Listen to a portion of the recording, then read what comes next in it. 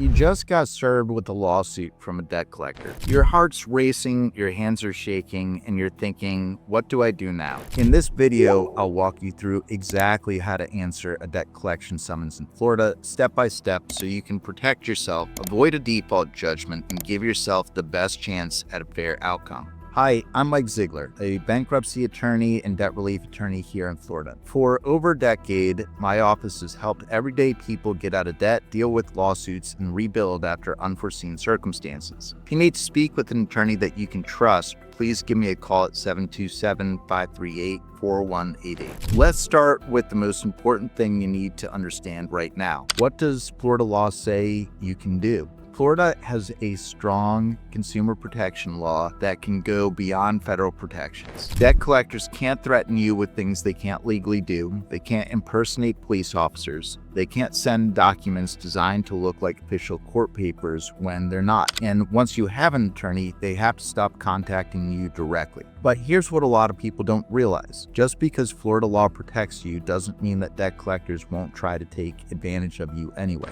They're betting you don't know your rights. They're hoping you'll panic and either ignore the lawsuit or just agree to pay whatever they're asking for. That's exactly why you need to respond correctly and on time. So, what should you do the moment you get that summons? First, don't panic. I know it's easier said than done, but panicking leads to mistakes. And in a debt collection lawsuit, mistake can cost you thousands of dollars. So here's what you need to do immediately.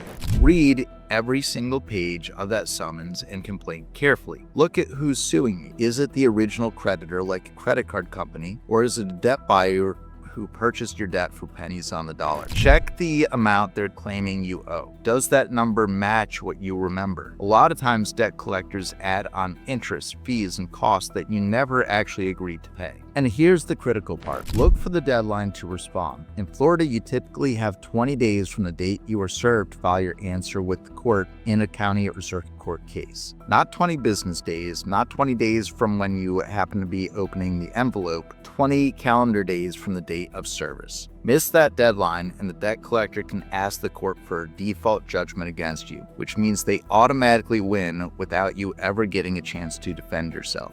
Next, investigate the debt. Just because someone says you owe the money doesn't make it true. Ask yourself, is this even my debt? Did I open this account? Sometimes people with similar names get sued for debts that don't belong to them. When was my last payment on this debt? This matters because Florida has a statute of limitations on debt collection. For credit card agreements, it's 4 years unless it's a signed agreement, and then it's typically 5 years. If the debt is older than that, it may be time barred, meaning they legally can't sue you for it anymore. But you have to raise this defense in your answer or you lose the right to use it. It's not going to happen automatically. Does the amount they're claiming match your records? Debt collectors love to inflate balances with fees and interest that may not be legitimate. If you're not sure whether the debt is valid, you can request something called a debt validation letter or discovery. This forces the debt collector to prove that they have the right to sue you and that the debt is actually yours. How do you actually write the answer? The answer is the written response you file with the court, and it's your chance to defend yourself. Your answer needs to do 3 things. First, respond to each allegation in the complaint, so each numbered paragraph. The complaint is the document that the debt collector filed that lists out their claims against you. So for every one of those numbered paragraphs in the complaint, you either need to admit it, deny it, or say that you lack sufficient knowledge to admit or deny.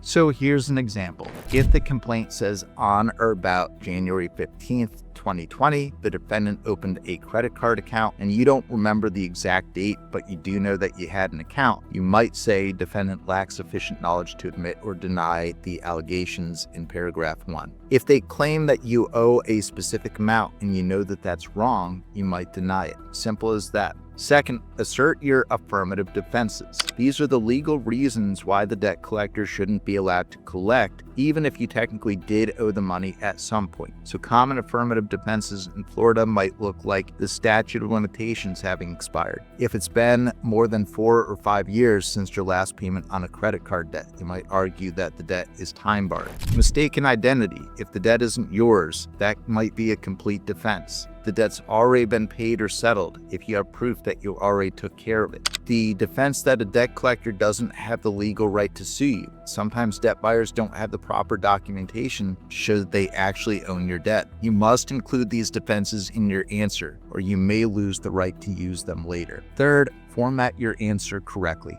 Courts are very particular about how legal documents are supposed to look, so you'll need a case caption at the top with the case number, the parties' names, and the court information. You'll need to sign it and date it, and you'll need something called a certificate of service at the end, which is a statement saying that you sent a copy of your answer to the debt collector or their attorney. If that sounds overwhelming, that's because often it is. Lawyers go to school for years to learn these things. A lot of people use sample answer forms to make sure that they got the format right, but honestly, this is where having an attorney can make a huge difference, because one small mistake in your answer might weaken your entire defense. So what happens after you file your answer? Once your answer is written, you need to do two things. You need to file it with the court. You need to serve it on the plaintiff. Filing means that you take your answer to the clerk's office at the courthouse listed on your summons, or if you filed electronically, if the court allows it. You'll need to bring an original plus copies. Some courts charge a fee if you're filing with counterclaims. Serving means that you send a copy of your answer to the debt collector's attorney. You can do this by certified mail or by using a process server, or typically just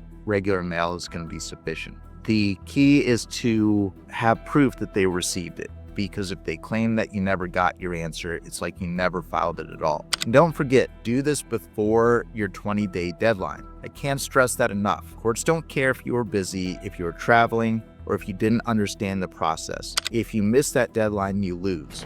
After you file your answer, the case moves forward. There might be a hearing. The debt collector might try to settle with you. They might try to push forward and try to prove their case at trial or summary judgment. This is where it gets strategic. If you raise strong defenses like statute of limitations, debt collector might realize that their case has problems and offer to settle for a lower amount or even dismiss the lawsuit. I've seen clients with $30,000 lawsuits settled for a few $1,000s or a few $100s, or sometimes get dismissed altogether when we found weaknesses in the debt collector's case and use those weaknesses. What if you just ignore the lawsuit? Some people think if I don't respond, maybe it'll go away. It won't. Here's what happens if you ignore a debt collection lawsuit in Florida. The debt collector seeks a default judgment. The judge looks at the complaint, sees that you didn't respond, and assumes everything the debt collector said is true. A judgment's entered, and they win. Once they have the judgment, they have collection rights. They might be able to garnish your wages, which means they can take money directly from your paycheck before you even see it. In Florida, they can take up to 25% of your gross income every single pay period, unless you qualify for an exemption. They can also levy your bank account, which means they can freeze your account and take the money that's in there to satisfy your judgment. You could wake up one morning trying to buy groceries and find out that your account has $0 because debt collector cleaned it out. And that judgment, it stays on your credit report for years, tanking your credit score and making it nearly impossible to get a loan, rent an apartment, or sometimes even get a job. Some of the credit requirements have recently updated, but background searches can usually see the judgment. All of that can be avoided if you just respond to the lawsuit within those 20 days. Look, I know this is stressful. Getting sued for debt feels like the walls are closing in, and it's easy to feel like you have no options, but you do. The key is acting fast, responding correctly, and knowing your rights under Florida law. Whether the debt is valid, whether it's time barred, or whether the collector even has the legal right to sue you, these are all things that can make or break your case. If you've been served with a debt collection lawsuit in Florida, don't wait. Call us at 727-538-4188 for a free consultation. We'll review your case, explain your options, and help you fight back the right way. And if you found this video helpful, hit that subscribe button and check out this next video.